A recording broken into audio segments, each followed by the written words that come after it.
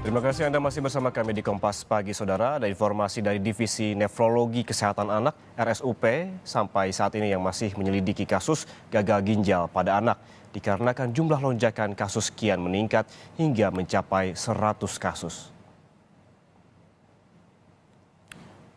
Secara medis, penyakit ini dikenal dengan istilah gangguan ginjal akut progresif atipikal. Adapun beberapa gejala yang ditimbulkan akibat penyakit ini antara lain demam, diare, muntah berulang, intensitas buang air berkurang, bahkan anak tidak buang air kecil. Kasus penyakit gagal ginjal ini harus diwaspadai karena dapat menyebabkan penurunan fungsi ginjal secara tiba-tiba. Penyakit ini berkembang dengan cepat dan mendadak sehingga ini disebutkan jika sudah terdeteksi beberapa gejala pada anak, maka harus segera dibawa ke rumah sakit terdekat untuk mendapatkan pertolongan. Lebih dari 100 kasus penyakit gagal ginjal akut terjadi pada anak. Belum diketahui penyebab pasti terkait hal ini, namun dugaan sementara berkaitan dengan peradangan sistem organ pasca COVID-19.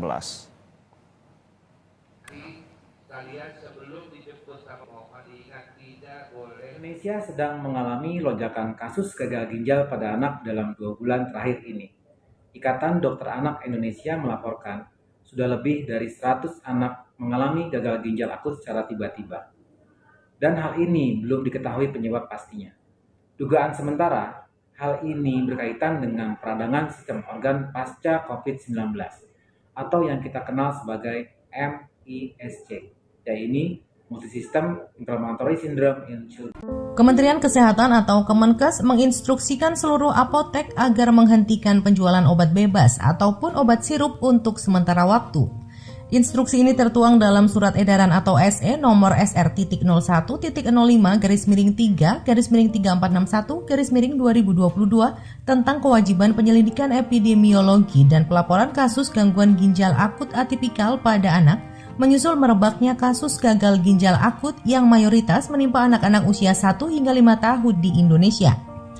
Lantas, obat sirup jenis apa saja yang disetop penjualannya oleh Kemenkes?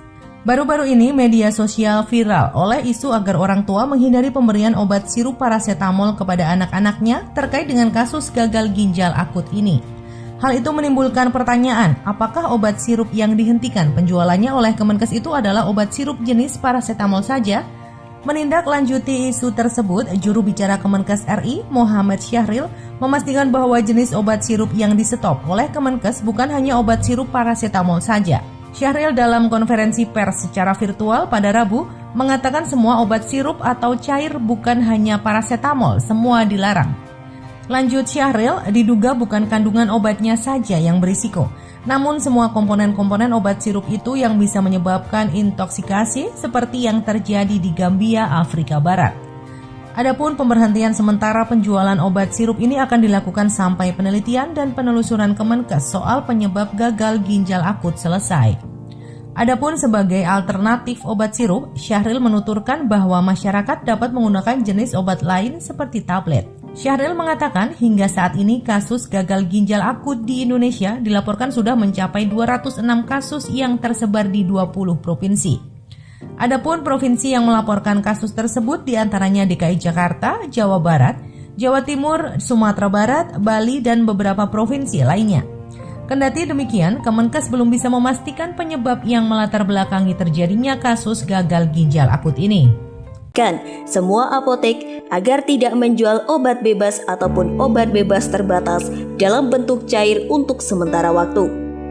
Instruksi ini menyusul meluasnya kasus gangguan ginjal akut misterius atau gangguan ginjal akut progresif atipikal yang menyerang anak-anak.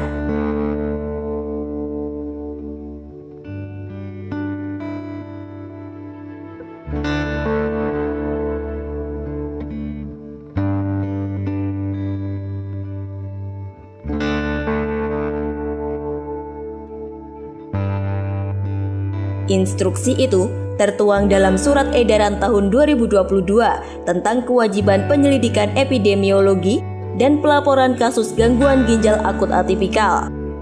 Instruksi itu juga meminta agar para nakes tidak meresepkan obat dalam bentuk cair untuk sementara waktu. Sementara itu, apabila sudah ditemukan gangguan ginjal akut pada anak, Fasiankes harus merujuk pasien tersebut ke rumah sakit yang memiliki dokter spesialis ginjal anak dan fasilitas hemodialisis anak. Rujukan perlu dilakukan jika Fasiankes tidak memiliki fasilitas ruangan intensif berupa high care unit dan pediatric intensive care unit.